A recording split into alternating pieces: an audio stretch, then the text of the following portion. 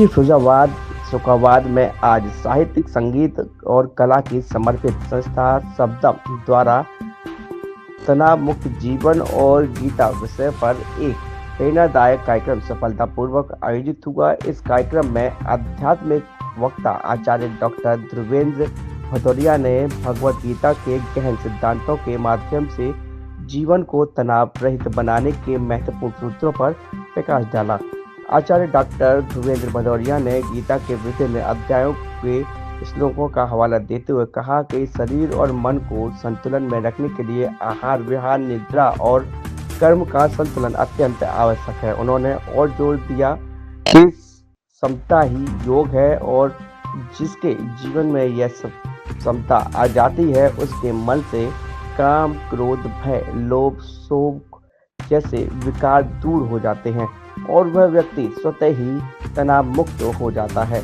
Doctor Bhadauria ने यह भी बताया कि सात्विक आहार, सात्विक व्यवहार और सात्विक स्वाध्याय हमारे जीवन को तनाव मुक्त करने में सहायक होते हैं।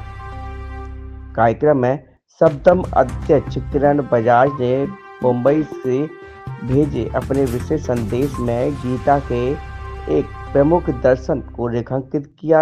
उन्होंने कहा कि गीता हमें यह सिखाती है कि मनुष्य को सिर्फ अपने कर्म की सफल ध्यान देना चाहिए और फल की इच्छा नहीं करनी चाहिए। कार्यक्रम की शुरुआत में शब्दम का परिचय अरविंद तिवारी ने प्रस्तुत किया, जबकि कार्यक्रम का सफल संचालन धन्यवाद ज्ञापन दीपक ओहरी ने किया। उत्तर प्रदेश फिरोजाबाद से विशाल वर्मा की रिपोर्ट, खबर अनसुनी।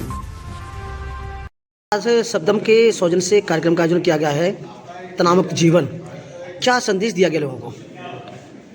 आज बहुत ही महत्वपूर्ण विषय था शब्दम के सौजन्य से कि जो जीवन में तनाव है, जो मुख्य समस्या है आज सामाजिक जीवन की, पारिवारिक जीवन की, व्यक्तिगत जीवन की, उसको किस तरह से श्रीमद् भगवत गीता के माध्यम से हम उसका प्रबंधन कर सकते हैं।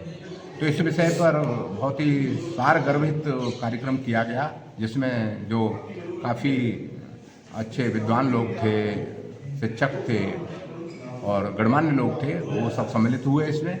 और बाद में प्रश्नोत्तर का भी कार्यक्रम रखा गया, जो शंकाएँ थी समाधान हुए उनके। और गीता क्या धर्म ग्रंथ है अथवा ये मानवीय चेतना के लिए, सबके लिए, विश्व कल्याण के लिए ग्रंथ है, इसके प्रश्न भी पूछे गए। तो ये गीता जो है पूरी मानवता के लिए सूत्र देने वाला ग्रंथ है, न किसी मजहब का है, न संप्रदाय का है, न धर्म का है। इस बात को यहाँ बताने का प्रयास किया।